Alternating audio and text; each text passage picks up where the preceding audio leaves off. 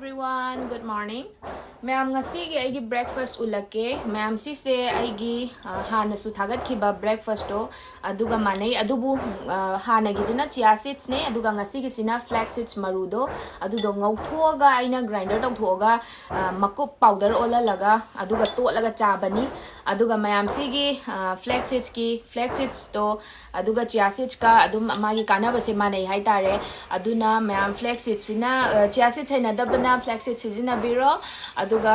kaino se magi flax seeds ki mahau se thoidringa chapmanei aduga manam su thoidringa chapmanei aduna mipung khuding mangna adum akhoi maite ma chade dum phajana hainani khalle aduga phasu yam phaba aduduna ma'am sigi kaino se breakfast se adum